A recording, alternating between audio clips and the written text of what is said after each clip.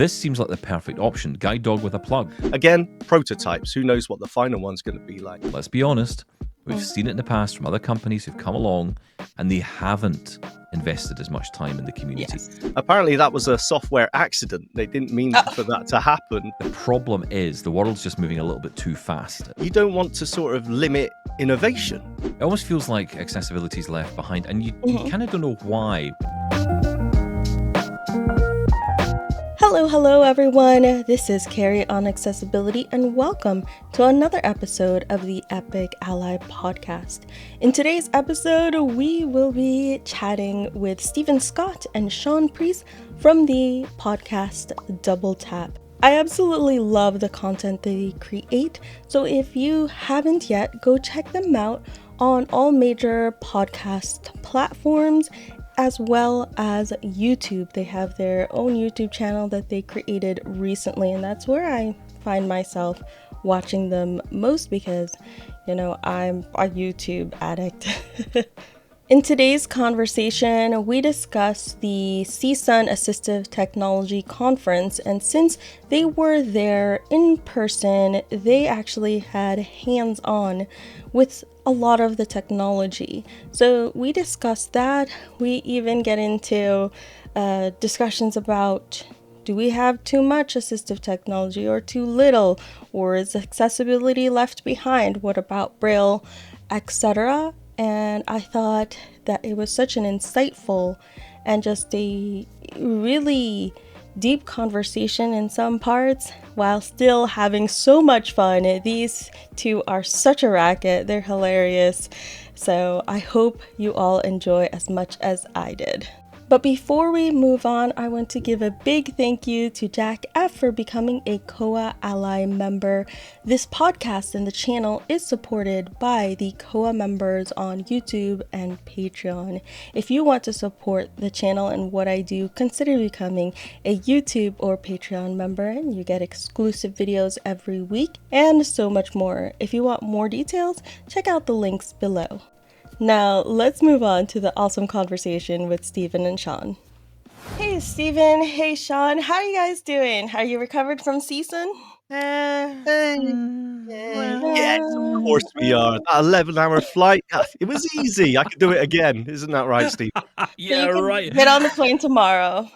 I don't know. I must admit, so I was talking to a friend when I came back, and she lived in Australia for a long time, and she said, what, an 11-hour flight? That's nothing. It's like 23 hours to get to Australia.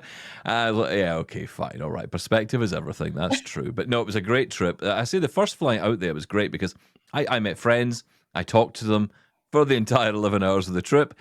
Shaun had to put up with that. Can you imagine, Carrie, having to listen to an 11-hour episode of Double Tap? Because that's pretty much what you got on the plane. Some of us have had like a Double Tap marathon where we listen to Stephen and Shaun, you know, and then we might fall asleep to it. And then when we wake up, it's another Double Tap episode on YouTube. And I'm like, oh, okay, I should turn this off. But maybe that's just me. That's 2 weeks of Double Tap episodes. That's a lot. That is a lot, yes, especially when it's in your left ear sat next to you. It was fun. To answer your question, we're fine, thank you, Carrie. How are you? I'm doing well. I just finished my first cup of coffee, so I'm good. I'm better now. Good. We love coffee. So I'm really curious. Did you all go to the seminars or the meetings or the sessions, or did you just camp out in the exhibit hall? Well, that was a fun thing, wasn't it, Shaun? So we kind of were led to the basement, which I often find is the place I always end up whenever I end up in conferences. They always tend to take me into some elevator, the lowest floor possible, and then into some dark, damp room and told, this will be where you live. Yeah, exactly. Double Tap, we got you down to the basement. Yes, follow me. That's right. That's right. That's where all the cool parties are. Yeah.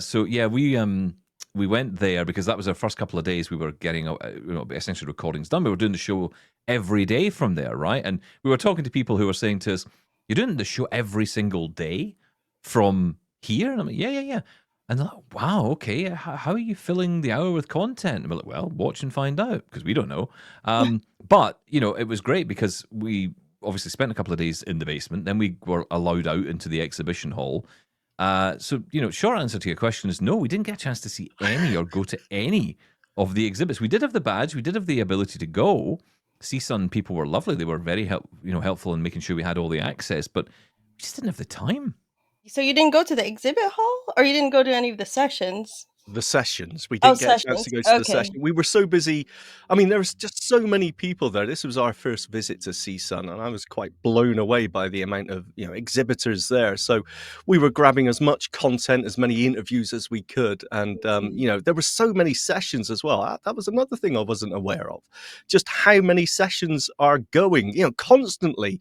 So you could do a CSUN conference, the whole session, just visiting sessions basically, without even going on the exhibit floor. So sadly we didn't get a chance to that, but we did speak to so many people who were speakers there, and we, as Stephen said, we had a room to ourselves to do sort of one-on-one interviews with some of the talkers and speakers as well. So yeah, it was great. Your coverage on CSUN was so helpful. I loved it. I shared it out, and I watched every moment of it. Well, thank you. Without falling asleep. Well done, you. Well, no Well, guarantees. I don't know about that. Yeah. That's allowed. Probably next year, I'm hoping to go to CSUN. So hopefully you guys go to CSUN too, and maybe we can meet up. So this is the thing, right? It's our first time, right? We'd never been, so we'd no idea really what to expect. Now, I've been to a lot of conferences around the world. I've seen different things. So I kind of know how they generally go. And of course, I had the joy in 2020 of going to CES, which is like, CSUN on steroids. Impossible to manage, to be perfectly honest. Not certainly if you're blind. I think it's just an absolute horror show to go to. Even if you're sighted, I think you would struggle to get around it, especially with the size. But the point is that, what you generally have is, as you're picking up on, you have these concurrent sessions, as Shaun's talking about, not just consistent, but concurrent. Like, I think on one occasion there was 8 sessions going on at the same time. And you think, how does anybody keep up on all this stuff?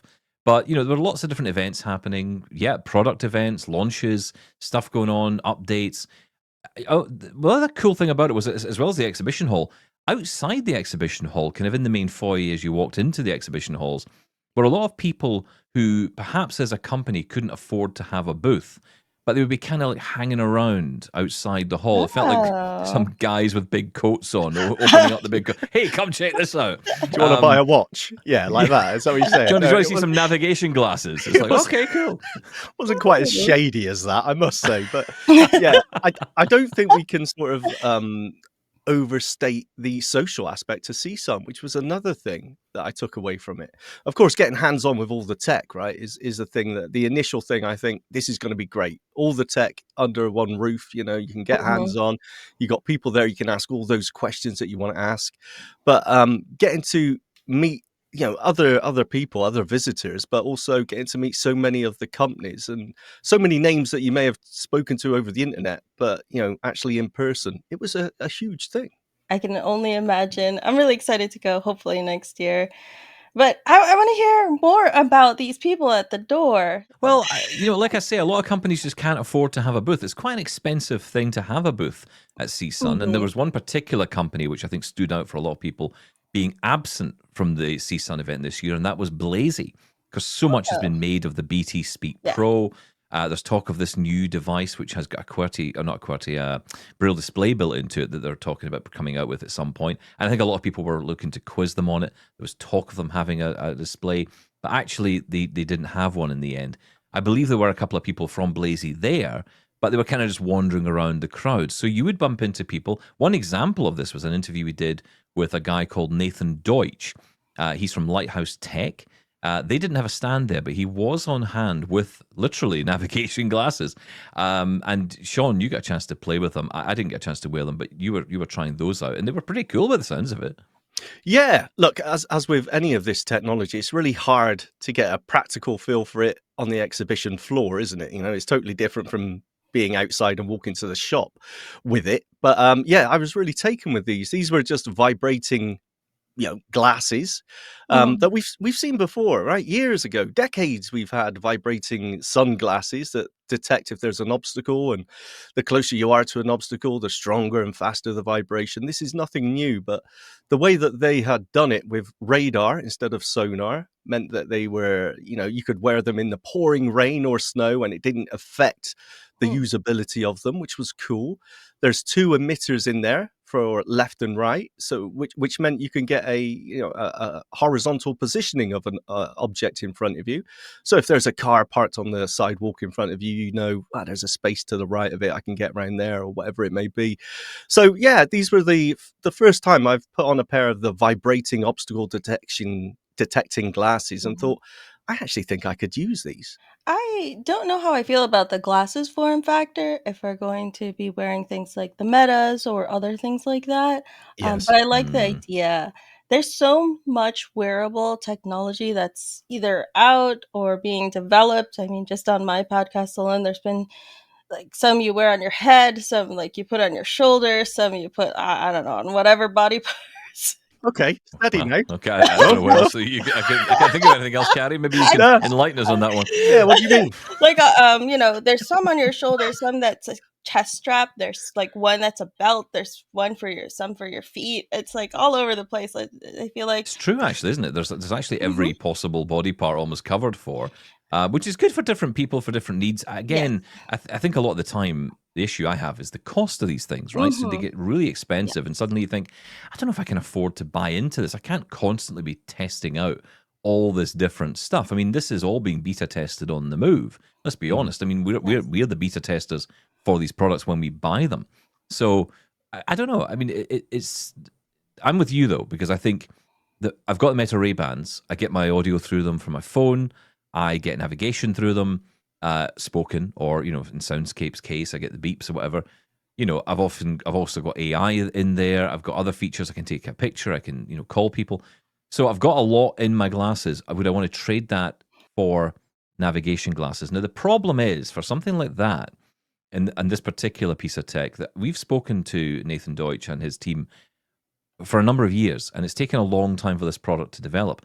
And I think the problem is the world's just moving a little bit too fast at the moment for a lot of these assistive tech companies. It's one thing for Braille companies, because really they're in a market of their own. They can go at their own pace. Other companies can compete with them, but they're kind of in their own, I wouldn't even say lane, I would say they're on their own freeway. Mhm. And with tech like from Lighthouse Tech and what they're bringing out, is it Tammy they call it? I think it was the name of it. Yeah, that's right. And that pair of glasses is kind of in the same lane now, or the same road as the Meta Ray Bans, and that's a challenge. And look, this year there's talk of Samsung coming out with glasses. There's even talk of Apple, who are I've got so much to say on Apple, not here. We'll probably have time to talk about it, but I've got so much to say about where Apple's going at the moment, and I think they're making a bit of a handbrake turn away from the Vision Pro towards Mm. possibly glasses. I think they're all seeing, Google as well, seeing the reaction people have had to the Meta Ray Bans. So they're all going to come out with their own version. And that is good for us because they all have their own AIs, although Apple's AI, God help us all. Oh. But yeah, can't imagine Siri in your glasses. God, can't think of anything worse. But I just think that it's really difficult for these companies to compete. The problem being is they've taken so long to develop this, and not through any fault of their own, smaller teams, and they're Mhm. trying to create something really good. But again, it's good there's choice, right? Sometimes I feel like it's good that there's choice, and sometimes I feel like there's too much choice, and maybe there's too Oh. much diversification even within the AT space that it kind of dilutes the whole experience for everybody in the whole market for both the customer and even the ones who are selling it. That's so interesting. No, I totally understand where you're coming from. I mean, we've spoken to the developers of Good Maps in the past, software for indoor navigation. And I used it for the first time a while ago and was blown away by how cool it was. And then recently we've spoken to the developer of Way Maps, which seems Mm. like a very similar indoor navigation app. And you kind of think, these businesses out there, these companies, these Mhm. organizations need to say, yeah, okay, let's, scan our environment and make it available to you. Well, wouldn't it be better if you two work together so, Mhm. you could get more people? Because right now, you're Yes, fighting for these maps and exactly. not everyone's going to get there. So you think actually it'd be better if they work together. So you're absolutely Mhm. right. I mean, if you look at it, there's good maps. There's the one that you just mentioned. What is it again? Way maps. I always Yeah. get that one wrong. Way maps. I want to say user way. I want to say I don't even Waymo. know. There's Yeah. been a couple. There's been Waymo. a Like couple there's with so that many name, ways. yeah. Yeah. So there's good maps. Now I want to say Waymo again. Waymo, yeah. Way maps. That's what we Way want. We maps. want Waymo. Yes. So, and then there's Lazarillo right here. Orion is getting into this indoor navigation space. There's so many hands in the pot that it's like, well, which app am I supposed to be using for which location? And then I check all of them, and none of them are close by me, so it's a moot point. Yeah, no, That's- exactly. Can I just say, Sorry. I think that's a really interesting point that you bring up there, the way you said, what one am I meant to use? I do feel sometimes that we do live in that bubble in our community, and maybe bubble's the wrong word, but we do tend to think, isn't there just one? Can't we all just get behind one? Because the problem is if there's so many choices, like you say, they can't all survive. You know, Mhm. especially because, let's be honest, what's going to happen is all of them, at some point, they may not do it right now, but they are going to all move to subscription models at some point because they have to stay afloat. And, you know, I've spoken to a number of developers in the past couple of months who are saying, look, we're really struggling here. We can't do this because the market is small. The market is small because there are so many competitors out there. And there's so many competitors, and there's already few clients. So Yes. those few clients have got to get behind something. And that's why I heard a lot at CSUN about this. And I think it's a theme of 2025. I certainly hope it is. It'll maybe bear more fruit in 2026. But I think collaboration is going to be the key to solve a lot of this. These companies have got to stop going off. People have got to stop just disappearing off and creating the next thing. I see it every single day on Mastodon. Almost every day there's another post from someone saying, here's another thing that someone's developed for blind people that will replace the cane, replace the guide dog. And you're like, look, guys, you can't just keep developing all these ideas, hoping that something will click. Now, I'm not saying you shouldn't develop either, but at the same time, there's already a lot in the market. And what I would say to anybody who's developing any product is look at the market and see what's out there, because you're going to spend all this money and time on R&D building in, you know, all this to this new product, and then no one buys it because everyone's happy with what they've got. And that's a challenge. That's a real challenge for up-and-coming developers. Whereas if you work together, or you at least are aware of the market, because I think that's often the problem. A lot of these developers are just not aware of what the market is. They just have this idea, and they go, oh, we'll fix this. Yeah. But they don't understand there's already 15 other solutions at the moment, and none of those have taken off particularly well either. So maybe we can do something about that in our shows, Carrie? Maybe we can promote that a little bit. I agree. There's a lot of different solutions, and people just don't do enough market research, I think. And it's both physical wearable products and, apps. It kind of makes me think of, subscriptions for TV, Netflix, Disney, Hulu, and you have to which subscriptions am I going to use, subscribe to, all of this stuff. And there's so many other subscriptions out there, and you have to pick and choose which features you want or whatnot. And it's almost like I need a system to how I can search on the TV for one specific show, and then oh, here's where it's available.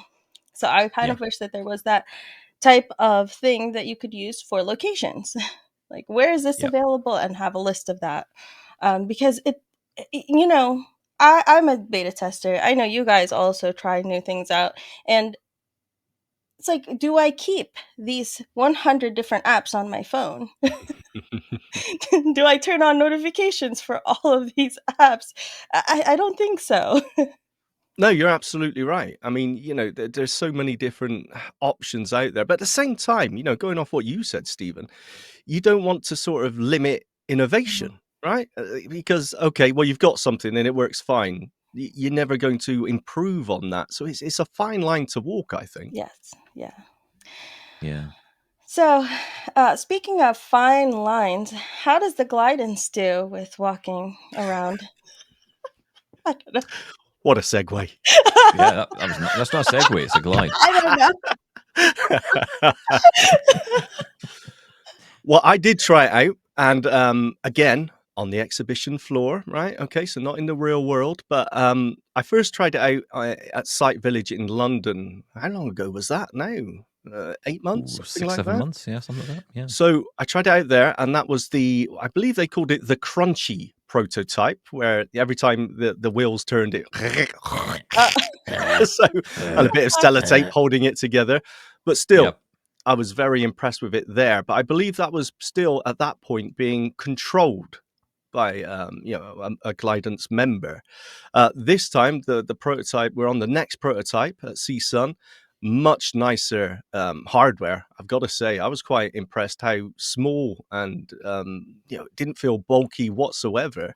But this was totally autonomous. Now, the only thing they did at the minute was obstacle avoidance. They didn't have the turn-by-turn directions working at CSUN, but they said it's very nearly ready. They just didn't have it ready for in time for CSUN. So I took it out along the floor, and it just felt really natural, really comfortable. It just steered me around people that were walking in front of me. It would shoreline against the wall when it found a line. If something was blocking me, it would brake. I would say a little bit harshly, because at some points I wasn't sure if I actually ran into something or if that was the glide actually braking.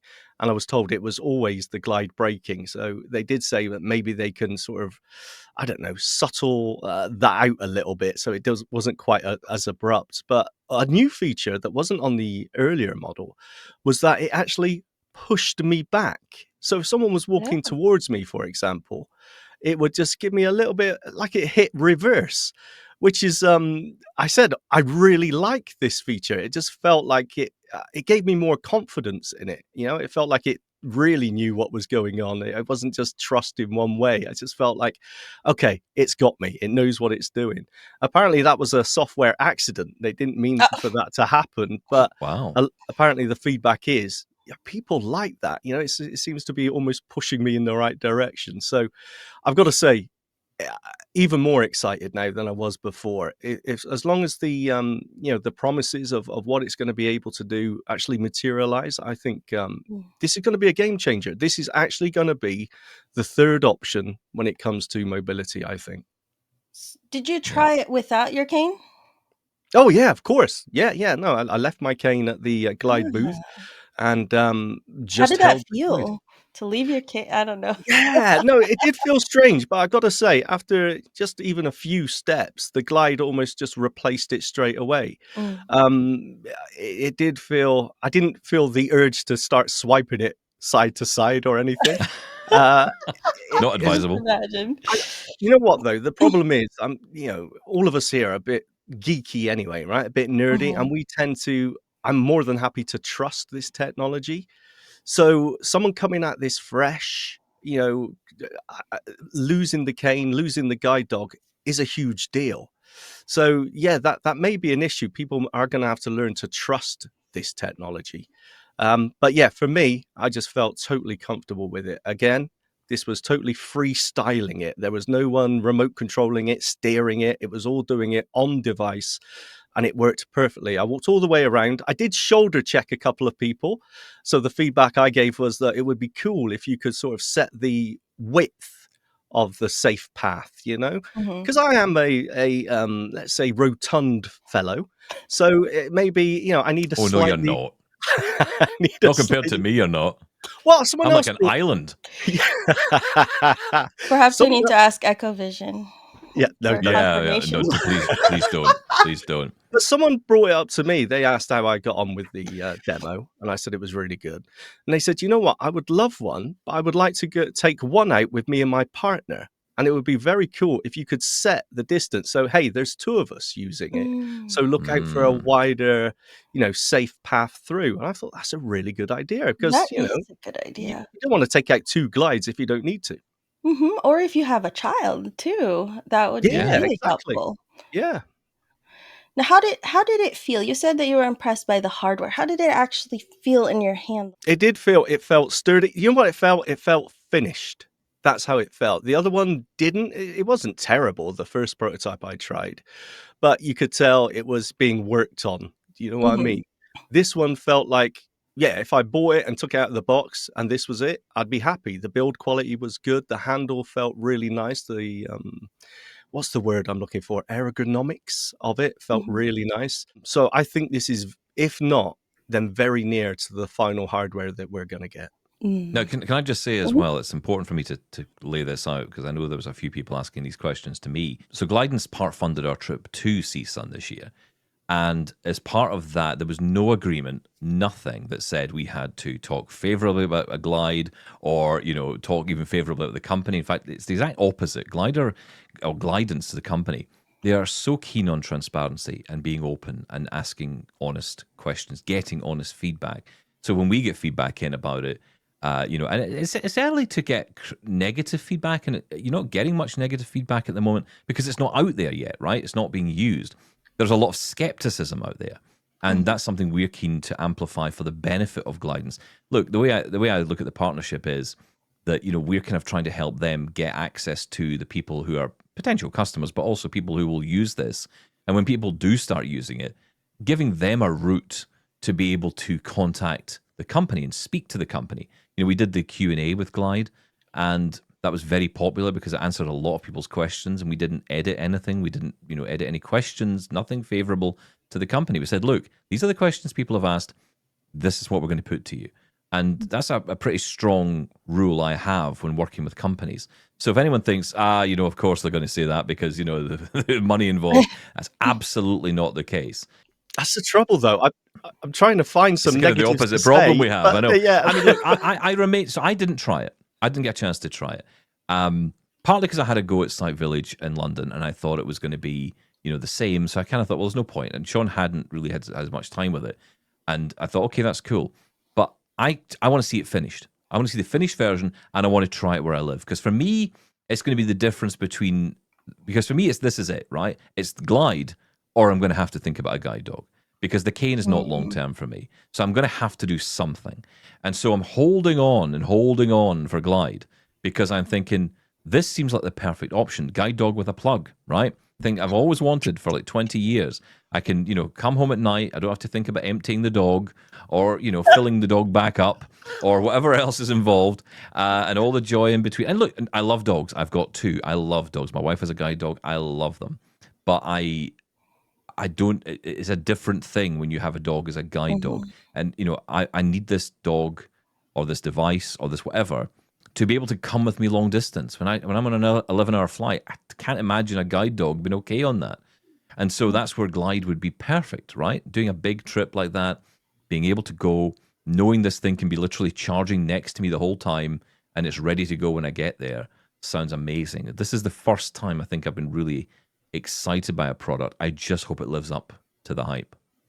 Don't we always wish that? And I feel more confident in a way because of the team. I've spent a lot of time, and so has Shaun. We've spent a lot of time talking to the team. These are a passionate bunch of people. I mean, up until CSUN, we spoke to Amos Miller, the creator and founder of the company and also the device.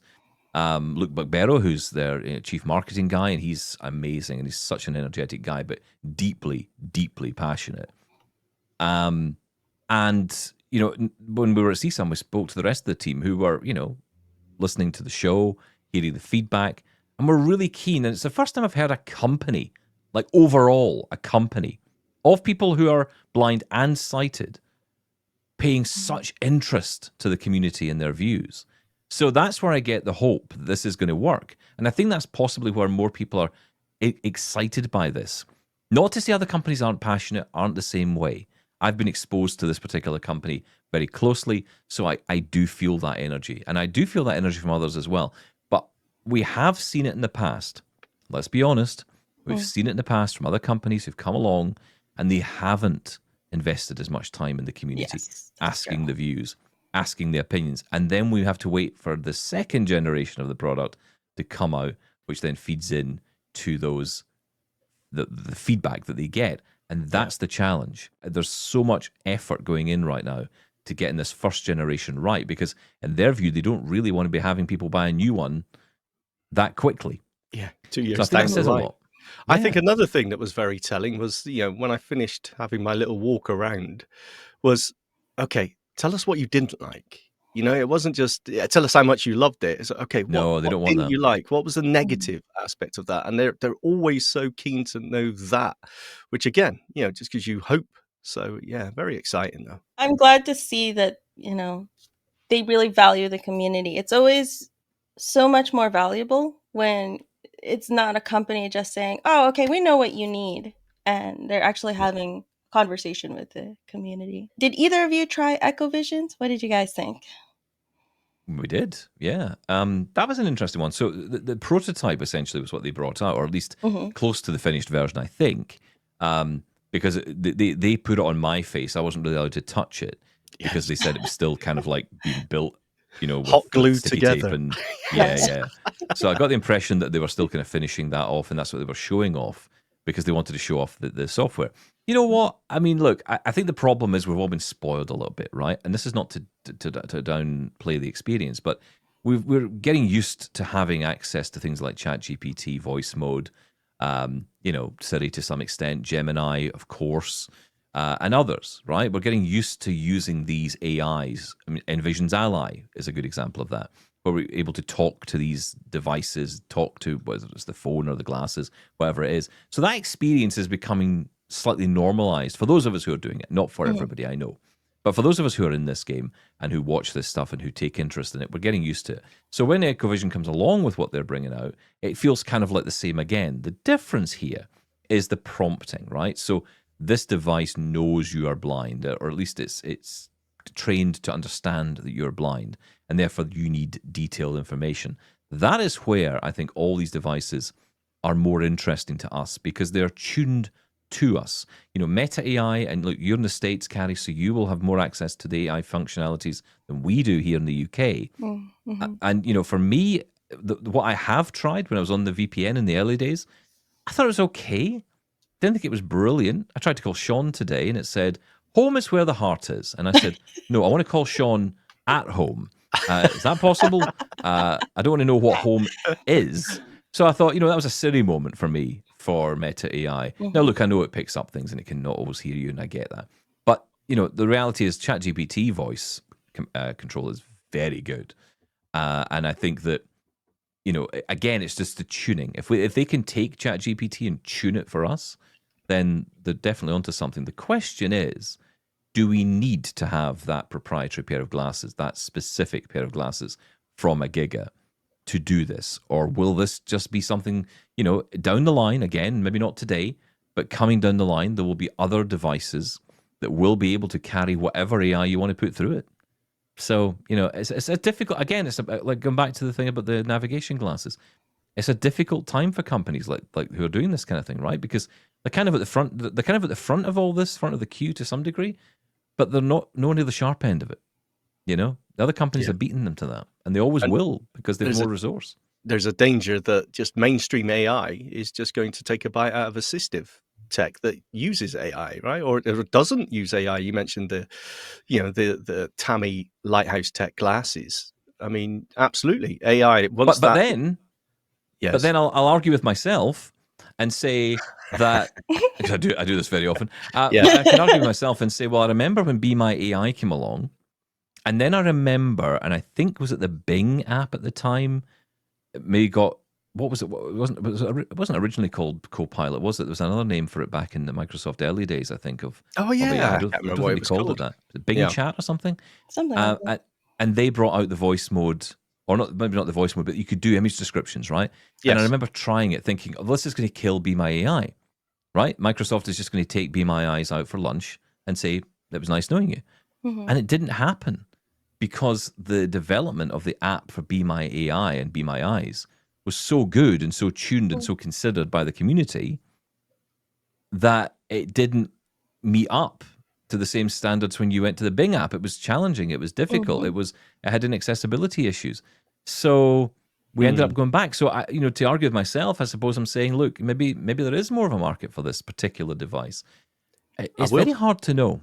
I will say though, going back to your original question, Harry, What was it? the EchoVisions, we did manage to try them out, and The responsiveness from ChatGPT was really impressive for me. You know, I was used to asking a question and, you know, okay, these are a wearable device. Maybe the internet connection isn't going to be great or whatever. So I'm going to wait a minute for a response. But it was very quick, very snappy responses. The responses themselves were very detailed as well. You know, it didn't, you know, again, going back to the Meta Ray-Bans, there was none of that, I can't give you that information or whatever. It gave me full details of everything. Again, prototypes. Who knows what the final one's going to be like? But yeah, very, very impressive as a way to interface with AI. The problem is that what we're all waiting for, you know, same with live video on the Meta Ray-Bans, is AI, which is truly useful for us. And at the moment, it's so close, but not quite what we need. Hmm. So were either of you able to demo either the OCR or the live functionality on EchoVision? No, sadly not. Well, no, Oh, No, we only got a few minutes, and the thing we should have done separate things actually, Stephen. We were terrible I at know we this. were kind of doing We this both just together. said, "What's in front of me? What's that? Who's here?" and things like that. Because of they were slightly delicate, and we couldn't actually handle the glasses ourselves. I suppose walking around with them was off the table anyway. But they did mention when we spoke to them, they did mention the ability to um, take pictures and tell you what's in front of you. Again, though, it's all passive. We need to ask the AI, is there anything in front of us? And obviously, if you're walking down the street, you don't want to be doing that every 30 seconds, right? You want the AI to look Mm. out and say, hey, there's a car parked in front of you, walk to the right or left of it. We are not there yet. It seems like all of this hardware, the EchoVisions, and again, it was impressive, but all of these glasses are waiting. The hardware is fine. We got the little cameras. Maybe we need more battery life. But what we're waiting for is the AI just to take that mhm. next step to be able to interact with us rather than us interact with it. Well, if anybody wants to learn more about the EchoVisions or see live demos, I do have an episode on that, which I will add in the description and the cards. I think for me, I'm most excited about it because of the fact that there's so many limitations with Meta. I still want the same functionality, being able to use it with my phone, being able to take pictures or videos, which are supposed to be able to do with EchoVisions, while having more and better accessibility tools at my disposal, because it's supposed to be able to.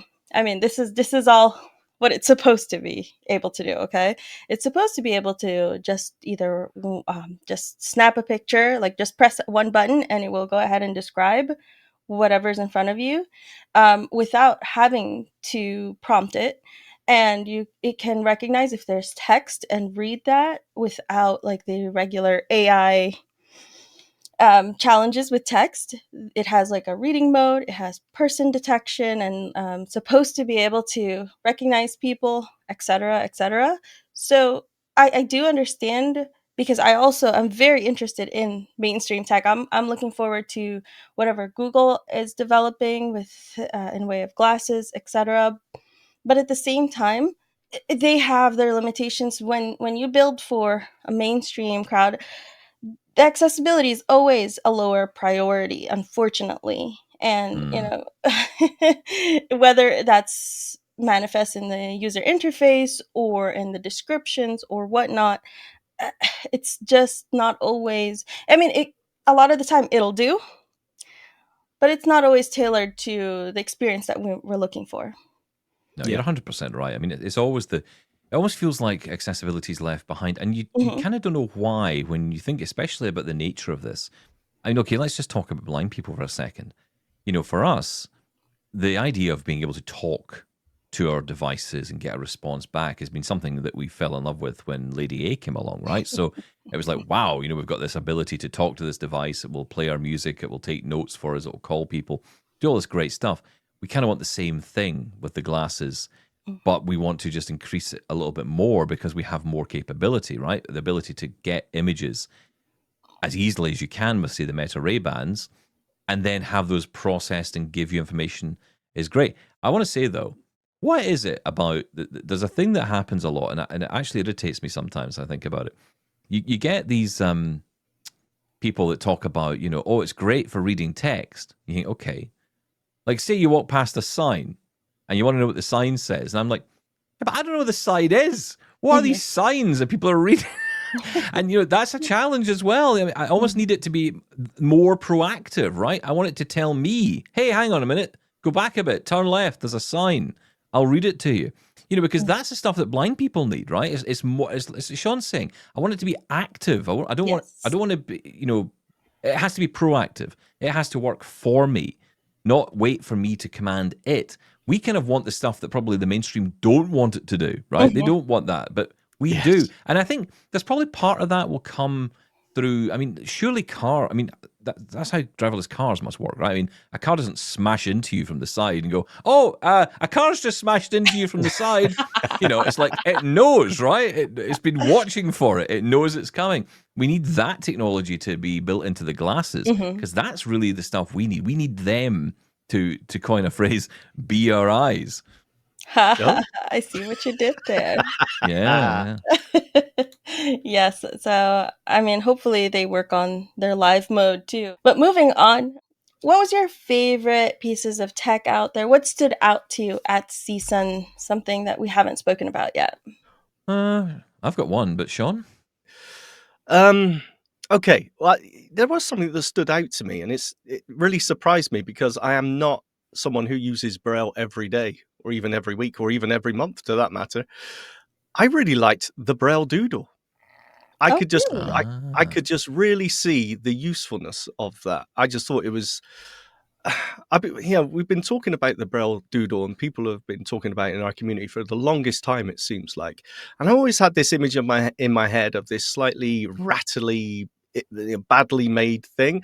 And when I got hands on with it, it absolutely wasn't. The build quality was great, and the form factor of it, which is just this, as people describe it, the Braille Etch-a-Sketch. I could just totally see how this could really engage kids. I thought it was really, really impressive. So, surprisingly enough, I would say the Braille Doodle for me. I love the Braille Doodle. What about you, Stephen? Yeah, well, I agree with that, because the thing is, tactile graphics is all the rage at the minute. Everyone's talking about new ways for Braille to provide tactile graphics, and I hear lots of advocates talk about things like the Monarch and Orbit and Graffiti and the Dot Pad as well, and they're great, but they're really expensive devices. This thing's under $100. And you're getting access to this thing, which is brilliant, just such a simple idea. Yes, it is a great idea. It is $149. Oh, is it? I thought it was only $70. They've upped the price. Yes, that was when they were funding. So you could have gotten a $70 one. But now it is $149. And I actually purchased one myself. Joseph, my son, really loves it. I've been trying to get him to learn Braille. And so this is definitely a much more engaging way of learning Braille than anything that I've tried so far. Well, what stood out for you, Stephen? Are you also saying the Braille Doodle, or have you got... Well, it is Braille related. The one thing that I could have happily dropped money on, although I was definitely not able to, a company called Dream Vision Group showed off a company called HelpTech in Germany produced this Braille display called the Activator. Now, a lot of people know about the Activator. I think you've talked about it on the show. It's basically a Braille display with a Perkins keyboard, but you can flip the keyboard, kind of almost like a folding keyboard that folds out. And then it becomes a QWERTY keyboard. And it's like absolutely wonderful and brilliant, and everyone's very excited about it. And I was, to some extent. I'm also a little bit hesitant of folding keyboards, because my past experience of every folding keyboard I've used has been it lasts about 3 weeks and then dies, because the mechanism just goes in it eventually. But next to it was a gigantic keyboard called the Activator Pro. He said, do you want to try the Activator Pro? And I'm like, of course I do. It's got the word Pro in it. So there I go to this beast of a machine, which is a full-size QWERTY keyboard. So like huge keyboard, mechanical-esque keyboard. It didn't feel like it had the mechanical membrane, but it was very similar to your typical PC keyboards of the 90s, I felt, IBM style. And it has an 80-cell Braille display. Now, at first glance, you would think, okay, so what? It's a QWERTY keyboard with a 80-cell Braille display, right? But it had so many cool features, and it's the first time I've ever seen this, and I think the Activator has this too. But the Activator Pro has a touch-sensitive display. There's a name for it that, again, is escaping me today. ATC is the acronym, but I can't remember what that stands for. Active Tactile Control. Well done. Thank you. Sean's the one with the brain today. He won the draw, the lucky draw this morning. But yeah, the ATC, the active, what was it? Tactile control. Yeah. Active tactile traffic control. Yeah, whatever Yes. it was. So basically it allows you to, as you read along the line, it knows where your finger is on the display, right? So as you move along the line of text, once it gets to the end of a line of text, you let go, and it will automatically bring up the next line. So you can have on Braille displays automatic, scrolling essentially, but it will continue to scroll. But that's a set time. This will work at your pace. But I was hearing from a teacher who said that kids are learning Braille. They will be able to work out where they're having challenges with the Braille reading. Right? Because they know, they can say, oh, okay, you held on that word a little bit too long. Were you struggling with that letter? They can figure this out based on the data they're getting from the device. Incredible, right? Yes, so cool. You can also split the device down the middle. Now, we've heard of JAWS split with Braille, where you can split the thing in half, essentially. Take a 40-cell display or an 80-cell display, split it down the middle, and you can essentially have two windows on your computer open at the same time. The Activator Pro goes one step further and actually allows you to have two devices on the same display at the same time. So you can have a PC or a Mac on one side, let's say 40 cells of that, and then 40 cells with your iPad or your iPhone connected up.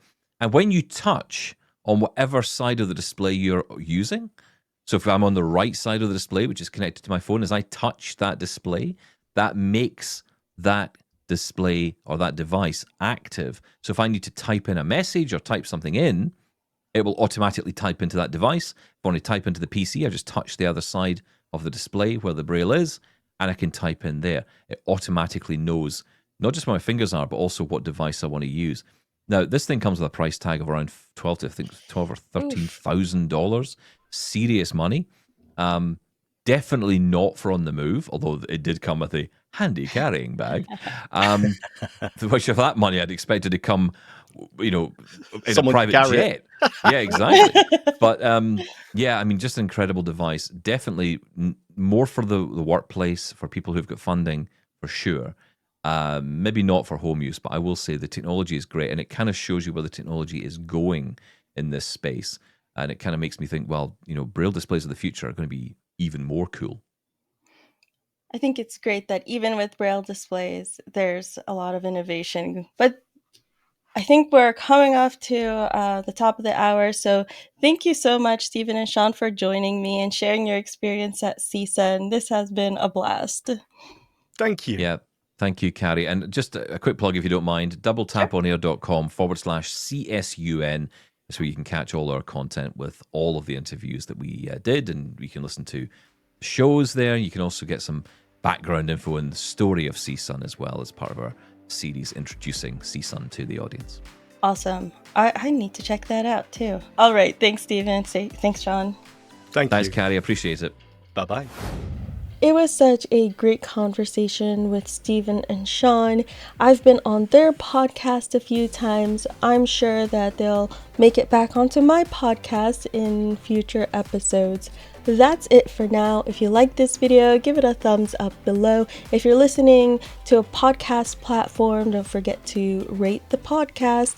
And if you want more content like this, subscribe. If you want to support the channel and the work that I do, consider becoming a YouTube or Patreon member or sharing this video out to a friend.